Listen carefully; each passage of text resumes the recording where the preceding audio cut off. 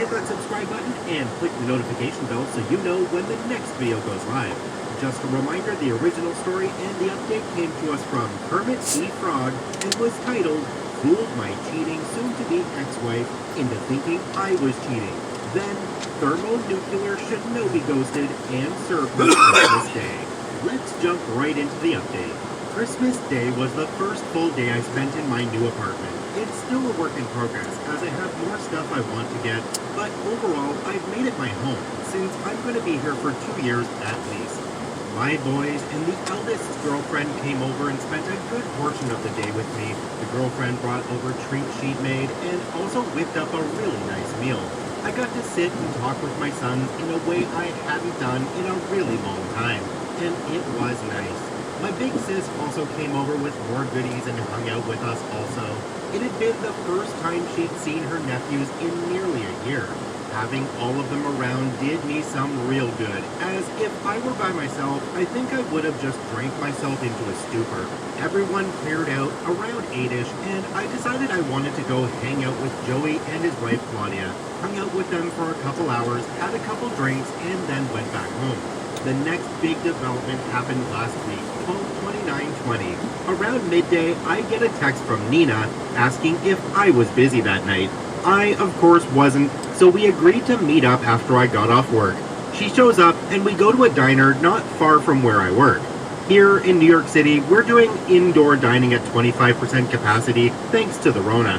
But there's mostly no trouble getting seats, because so many of us opt not to dine out as much these days regardless. So after we're seated and order our food, Nina pretty much lays all of her cards on the table. And honestly, I knew this was coming. She basically confessed that she's liked me all the way back since we were teenagers, but never got the chance to tell me since Sue swooped in and scooped me up before she could. For context, I've known Nina longer than Sue by 2 years. As I mentioned, she's been the fourth point of my social square of myself, Oz, and Joey. We were the social outcast in high school, the raving kids who didn't fit into all of the other cliques. Back then, Nina had a weight problem and was diabetic. She was the heavy-set goth chick who was super cool, but no guy would ever give a second glance at. But we always had chemistry. These days, Nina is a personal trainer and yoga instructor. She was the ugly duckling who grew into one hell of a beautiful swan, if I must say. Long story short, we decided that upon the finalization of my divorce, we are going to start seeing each other. And yeah, I slept with her that night. Took her back to my new pad, and we had a grand old time. Am I ashamed of sleeping with her? Hell no. Nina's been a better friend to me than Sue ever was. That's not saying Sue wasn't my best friend, but through the near quarter of a century I've known Nina, she's always supported me. Even so much as I learned that day willingly taking a step back from her own feelings to allow me to pursue and eventually start a life with Sue. That resonated with me on a level I didn't think it would. That kind of selflessness towards another person is the definition of real love. I know it sounds like I'm just trying to justify in my head that sleeping with her was the right decision. To me, it was, and I plan on exploring what's to come with Nina, and I will, with total commitment.